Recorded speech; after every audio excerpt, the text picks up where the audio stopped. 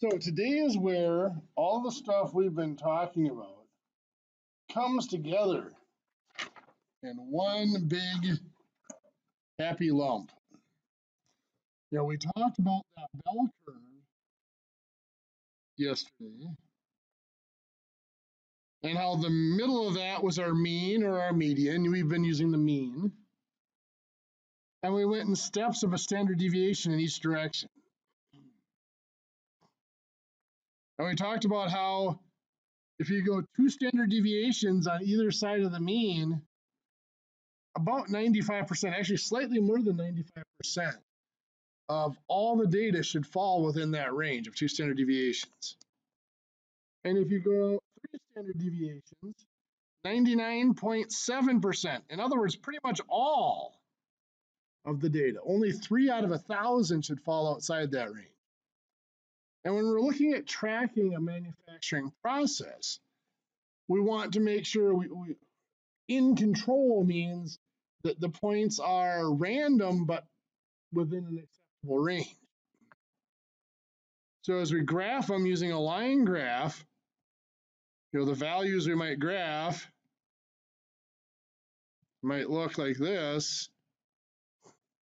There's going to be limits set. There's going to be a lower control limit, LCL, and an upper control limit, UCL, and those points should stay between them. Well, where do those limits come from? They come from that bell curve. If I turn that bell curve sideways,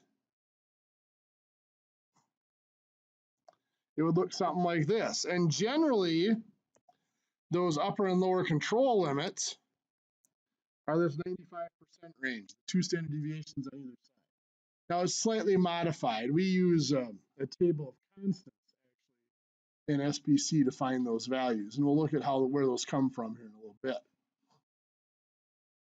If a point falls outside of that range, either above the upper control limit or below the lower control limit, that's an alert. Now, that doesn't necessarily mean we shut down the process, but it's an alert that something might be wrong. Notice if we're using the 2 standard deviation range, there is a 5% chance, 1 out of 20 chance that a point, even though it's just random, will fall outside that range. So having 1 point outside the range isn't a huge alarm, but if we have 2 out of 3 or even 2 out of 5, then that is an alarm. We wouldn't expect more than about 1 out of every 20 to get to that edge or outside that range. Some quality assurance people will actually have a second line out there above the upper control limit and then one below the lower control limit. These are absolute limits, and that's usually that 3 standard deviation range, that 99.7%, that if even 1 point happens to fall outside that range, then it's an alert that something better be. Then that's a 3 in 1,000 chance of something going out there. Then we better figure out what's happening with it. So there are a couple of types of charts we look at. Usually they're attribute charts and variable charts.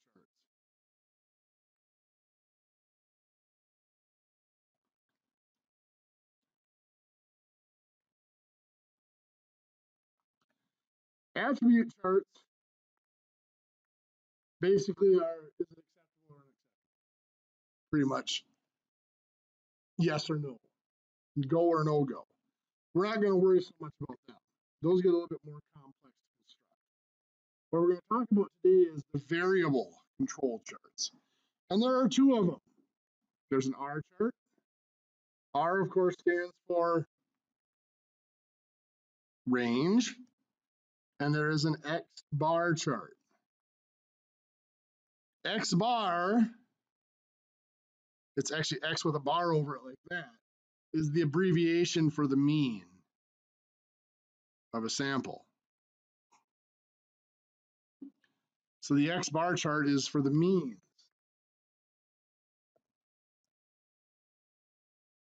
So what we are doing here is we are taking small samples generally, and we are finding the mean of a certain, whether it's a dimension or a weight or a strength or whatever.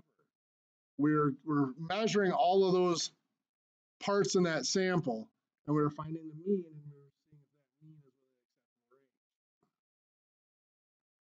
So we're going to start looking at an X bar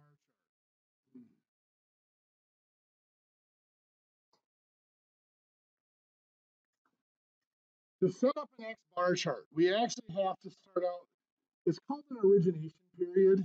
Your book doesn't necessarily use this term, but what it is where you're establishing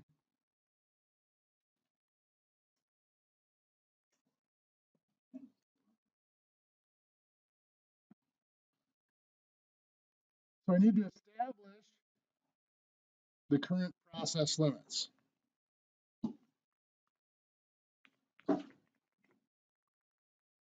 Now, a big mistake that people make is they think that those limits on the control chart have to do with your tolerances and stuff, and what you want the part to be. And they don't. They have absolutely nothing to do with what you want the part to be. They are related to what the process is actually doing. So what you actually have to do to establish those limits is you have to set up the process, and you have to run several trial batches, and you have to take measurements off of those trial batches. So let's say that we are going to do trial runs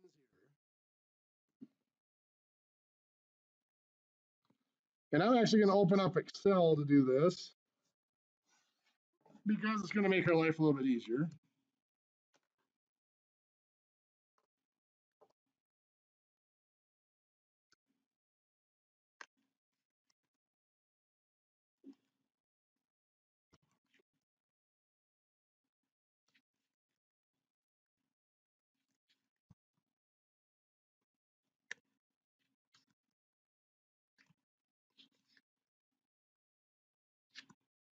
That's the worst thing I subconsciously misspell here. I'm okay. So I've got 6 batches here I'm going to take to establish the limits of my process. And let's say what we're doing is we're taking a part that has to have a certain thickness, a thickness is specified. So what we're measuring here is the thickness of that part, and we're going to compare it then to tolerances.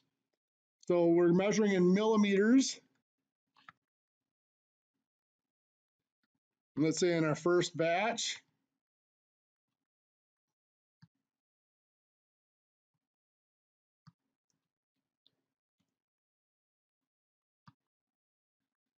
we take 7 parts and we measure them. Usually, you do take small batches, usually between 5 and 10 parts, usually is the size you'll take.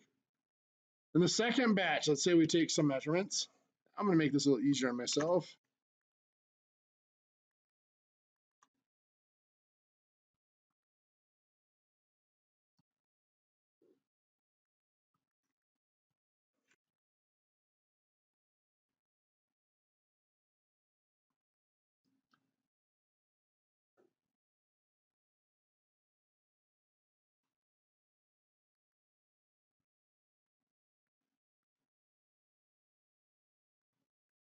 There, we could do what I wanted to, darn it.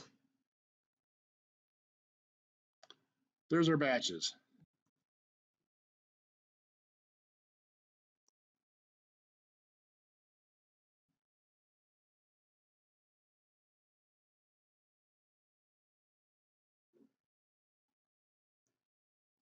There's what I want, just paste the values. What I did there is I just repasted them in so they didn't randomly change them on us again. So we took some measurements, and this is what we got for measurements in our batches. Now for each batch, we want to calculate the range, and we want to calculate the mean. So the mean for each batch. How would we calculate the mean?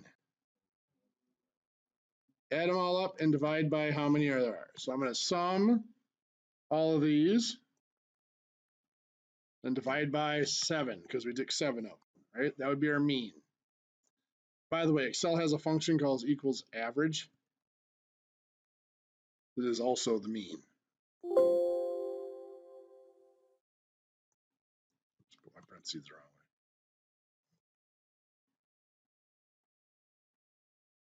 Why is everything rounding to the nearest? That one actually does come out to 12. Wow. Okay. So there's our mean. How about our range? How do you find the range? Yeah, the largest minus the smallest, right? Max is the term for the largest, minimum is the term for the smallest. That's our range. So there we have the range for each of those samples and the mean for each of those samples. Yep, pretty much. So then what we need to do is we need to find the mean of each of those. So this is going to be the mean range, which is going to be obviously somewhere between 0.7 and 0.8. And then the mean of means. Often this is referred to, by the way, as the grand mean or X bar bar. So that grand mean is the mean of all these sample means. So I got 0.75 for the mean of my ranges. That's R bar and 12.0571. So let's go back here. So in those trial runs, we had 6 trial runs.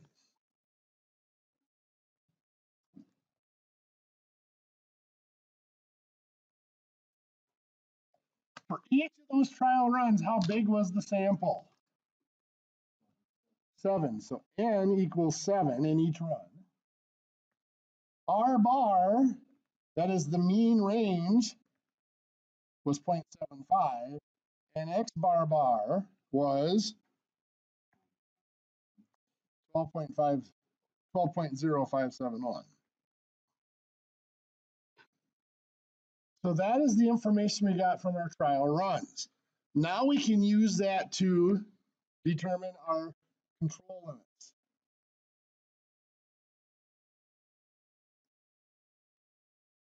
First of all, the center line.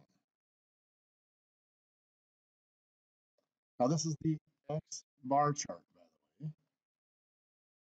The center line of the X bar chart is X bar bar, 12.0571. The upper and lower control limits are a little bit tougher to find. Upper control limit and lower control limit are found by doing X bar bar plus or minus A2 times R bar. Well, what the heck is A2? In your textbook on page 706, there is an A2 table. Page 706. Towards the top of the page, there is an A2 table. You can see where it says N, it goes 2 through 9, and then the bottom row is A2. So our N was 7. So we're going to look at N equals 7. Below that, it says A2 is 0.419. So for N equals 7, A2 is 0.419. Everybody see where that came from? No? So on 706, top of the page there, you've got that table. See, where you see N on the top, you go over to 7 in the dark blue. Right below that is 0.419. That's your A2 value. So then our lower control limit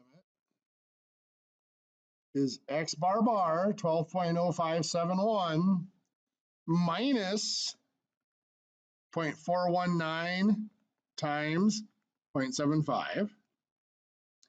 Now I'm going to round X bar bar to 0.057. The reason I'm doing that is because A2 is only given to 3 decimal places. So we're just going to round everything to 3 decimal places. 12.057 minus 0.419 times 0.75. That didn't work. 12.057 minus, that sounds better. Yeah, 11.743 we're going to call it. That's our lower control limit. Upper control limit is going to be the 12.057 plus 0.419 times R bar of 0.75.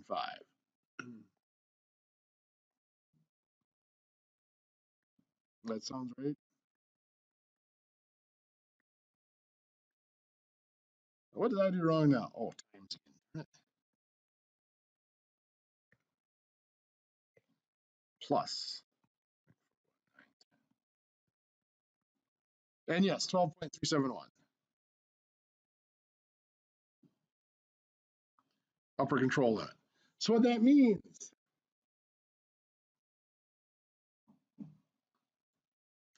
somebody have those numbers written down for me? The 12.371 and the 11.743, because I'm going to need them in just a second. I'm going to switch over to Excel again. And what I'm going to do is I'm going to actually graph these means. Those are my X bars. So I'm going to graph them on a chart. It's going to be a line chart, pretty much.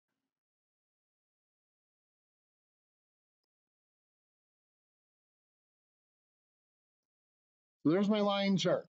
Shows those values. Actually, what I want to do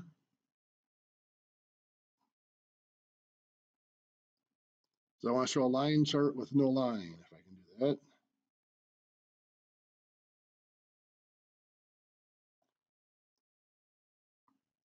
Well, I can leave the line in there. It doesn't matter much.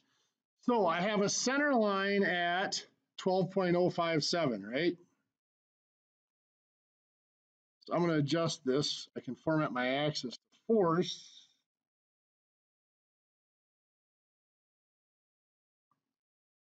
I believe I can force the center line. I used to be able to force the center line.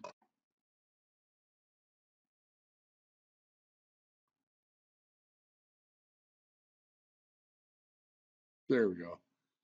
Was that 12.057, right?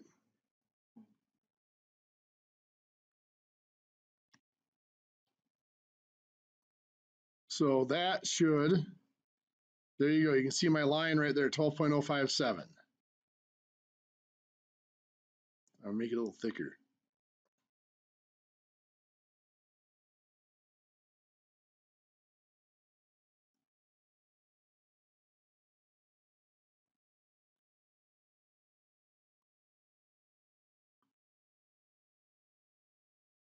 Okay, you get the point. So there is my center line right there, that gray line. Now the upper and lower control limits are a little more difficult to put in Excel at least. Other programs, you can just slide them right in. I'm just going to insert them as a line. What was my upper control limit? 12.057 was my center line. 12.371. So you can see that's way off my chart here. So I'm gonna have to actually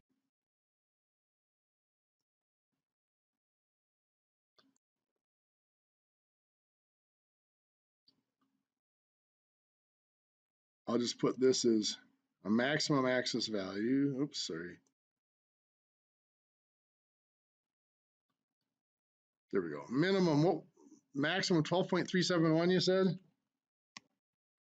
And my minimum, what's my lower control limit?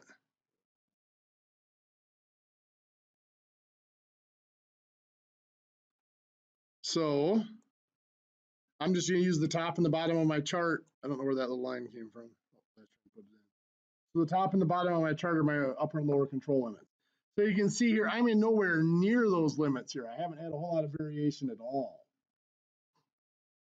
But that's what a control chart would look like. Any questions? Now, there are a lot of things when you're reading this X bar chart.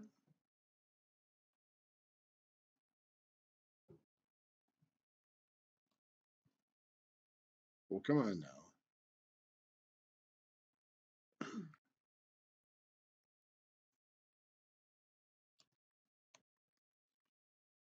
You know, we talked about the upper and lower control limits. If you go outside those, it's an alert. But there are a lot of other things that are an alert. Depending on what company you're working for and what theory of process control they're working with. Most of them are usually around 7 or 8. If you have 7 or 8 points in a row that are all above the center line, like here we have 3 in a row that are above the center line. So that's not an alert yet, but at 7 or 8 all above the center line or all below the center line, you start to think, okay, is our process drifted? Because randomly you'd think that at some point it would dip back down below. It wouldn't stay all above it. So that's telling you there's a chance the process has drifted. A fixture has moved, or maybe a shaving got caught in a fixture, or something has happened, or maybe just thermal expansion, something heated up and the heat has caused it to be out of size. Or if you have more than 6 or 7 points in a row that are all getting larger. You can see here, these 3 in a row are getting larger. That's not uncommon, but 6 or 7 in a row, all going up like that, then we would start to wonder. Yeah, here it's starting to come back down again, but if it was 6 and 7 in a row that kept going up, you'd have to wonder, why did they all keep going up? Because randomly you would expect, okay, the chances of, we talked about that 0.05 or 5%. Randomly, if the points truly are random, it's a 0.5 chance of getting larger, 0.5 chance of getting smaller. Well, 0.5 to the power of 6 is that. That's less than a 1.5% chance that 6 in a row would get larger if it's truly a random process. So if that probability is less than 1.5% that 6 in a row will keep getting bigger, or 6 in a row will keep getting smaller, that's pretty unlikely. 1.5% is a pretty small chance. So we assume that our assumption is wrong, that the assumption that it was truly random is incorrect, that there's something causing them to keep getting larger or keep getting smaller.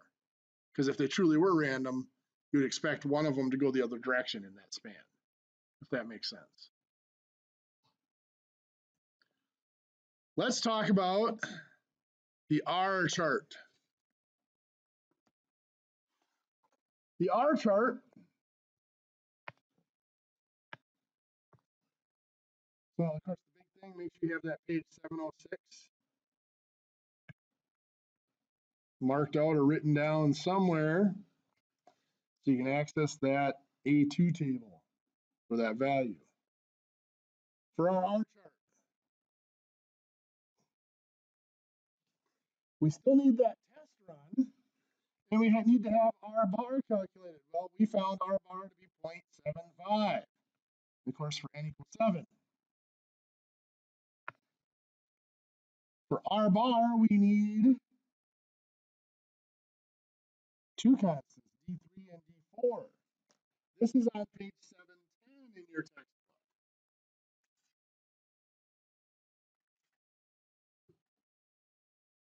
On the top of page 710 is the D3 and D4 table. Now, I actually have these tables. It's all one big table with, there's actually an A1 and an A2, and then there's D2, D3, or D3, D4 like we have here. D2 is for an attribute table. There's all sorts of constants that are on it. N equals 7. So in that table for n equals 7, what's D3? 0.076. You'll notice for n equals 6, D3 is 0. What that means is your range, for smaller samples, your range really can go down to 0. So it's hard to have a range smaller than 0, right? You can't have a negative range. So that means for small samples, your range can really never be too small. What's D4 going to be? 1.924. So our center line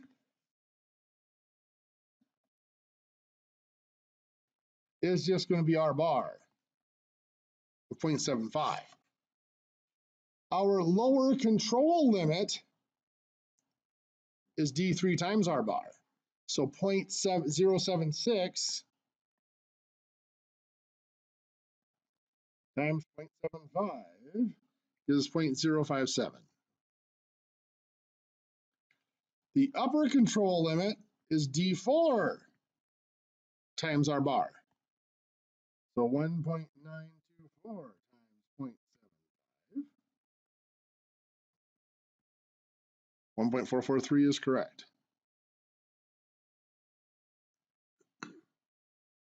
Now, somebody have those written down? 0.057 and 1.443. I've got them on my calculator screen, I guess, if I need them. So that's the X bar chart we did there. Now we're going to do the R chart. For the R chart, we're going to use the ranges.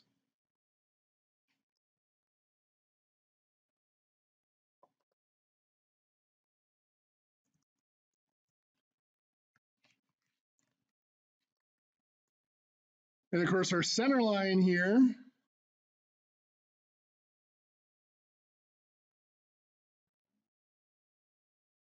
is 0.75. Yes.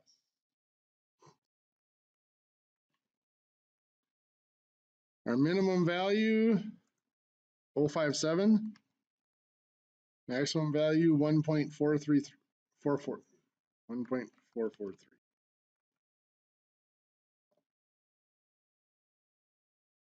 So there's our R chart. The bottom is the lower control limit. The top is the upper control limit. I didn't like that 1.443.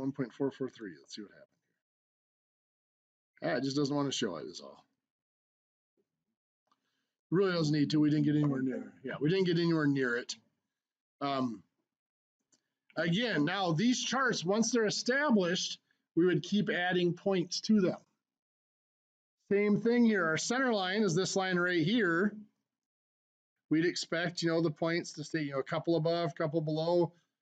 Again, if there's, 7 or 8, 6, 7 or 8, all above or all below, we start to wonder. Or if there's, 6 or 7 in a row that are all going up or all going down, we start to wonder. Any predictable patterns. And actually, if they cycle up, down, up, down, up, down, up, down, up, down, you may think that's as random as it can get. That's not. If it gets to where you can predict, well, the next one's going to go up, then the next one's going to go down. Anytime there's a predictable pattern, it's bad. You want it to be totally random. If there's a predictable pattern, that means you should be able to figure out how it's varying and you should be able to control it. If it's predictable, it's controllable. If it's not predictable, you can't control it. Remember, we talked about assignable cause variation and common cause variation. Assignable cause variation is predictable. If you can predict it, you should be able to figure out the cause of it, and then you should be able to eliminate it. Common cause is random. It's always going to be there. There's always going to be some difference.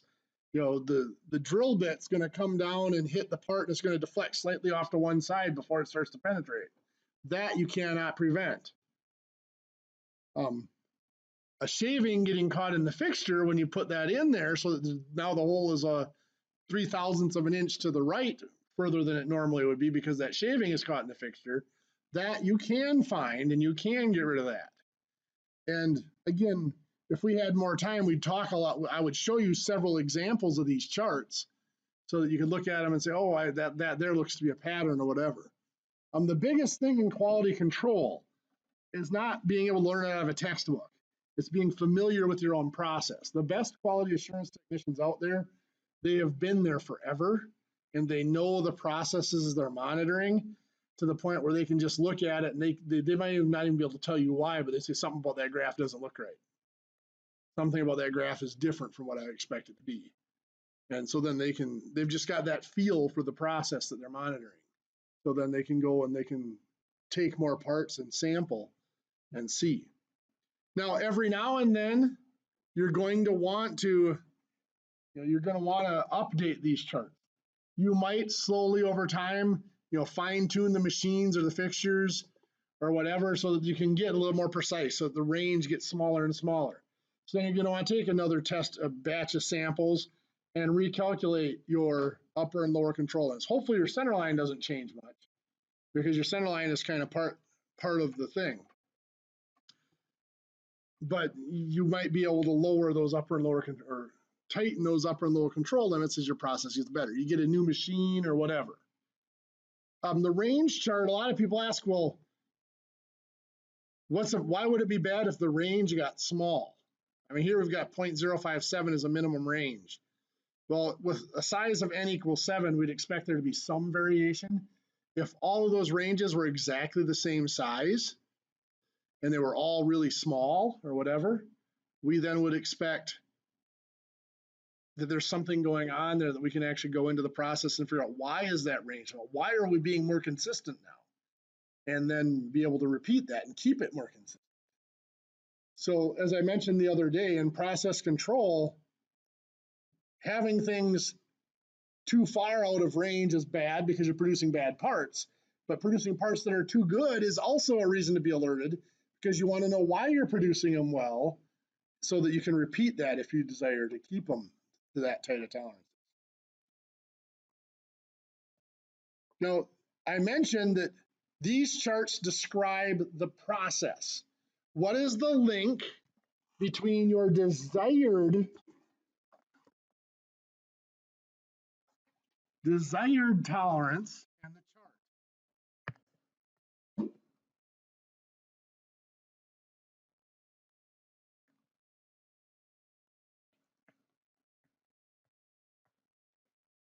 Usually we connect it to the X bar chart. Well, let's say we have this part here, our X bar chart at a center line, 12.057 plus or minus, was it 12.371? Let's subtract that.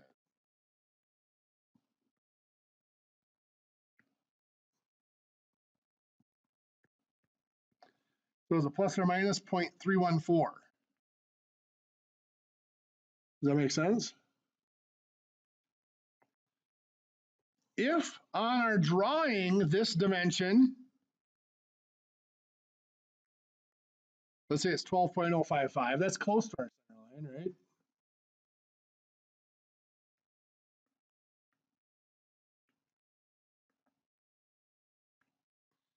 Is that going to work?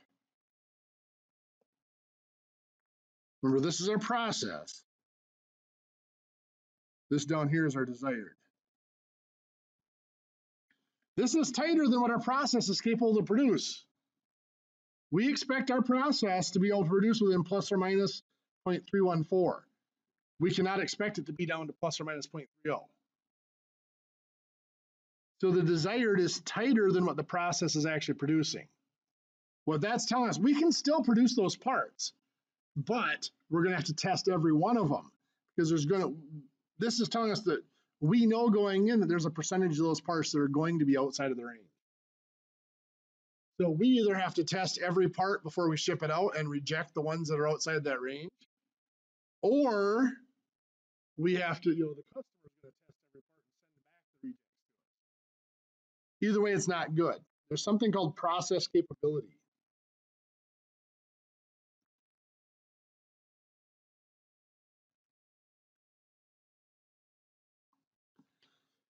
And there's something called a CP factor.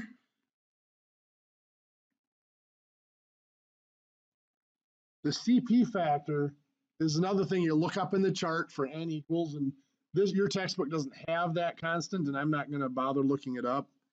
The CP factor tells you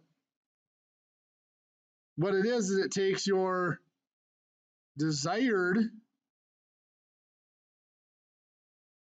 plus minus times that CP factor capability. And so for an N equals 7, that let's say, for example, let's say we look up that CP factor, and that CP factor is usually it's like a 1.5. So we're going to say it's a 1.5. So you would take your desired plus or minus times that CP factor. So our drawing is a plus or minus of 300 thousandths. Now I'm doing this backwards. You have to take the process plus or minus times that CP factor. So 0.314 times 1.5 is going to give us about 4.67, somewhere in there is what that's going to give us.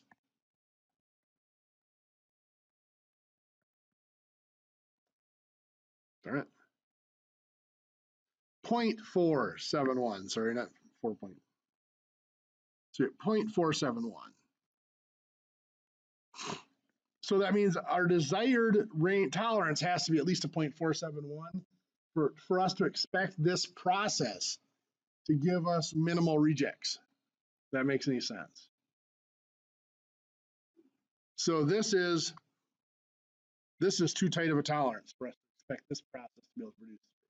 We can still use the process, we just know going in that there's going to be a percentage of rejects. And you could actually do, by comparing this number to that number, you can actually calculate what is the percentage of parts that you expect to be rejected. We're not going to get into that. That's a little more complicated than we want to deal with. Process capability is something we'll try to talk a little bit more about tomorrow. I've got some PowerPoints I'm going to try to remember to load up and bring in for you. For the most part, though, today's purpose is just those X bar and R charts. In your book, page 707, exercise 32-8. If you do problems 1, 3, and 5, creating the X bar charts. And then page 711, exercise 32-9. 1, 3, and 5, creating the R charts. I have not decided yet whether for a quiz, I am going to actually give you a separate quiz and have you do it, or if I'm just going to collect one problem from each of these. So I'll give you that fair warning. There is going to be a quiz of some sort on this stuff, but I don't know if I'm going to give you an original quiz to do in class, or if I'm just going to collect one of those problems from each of those pages.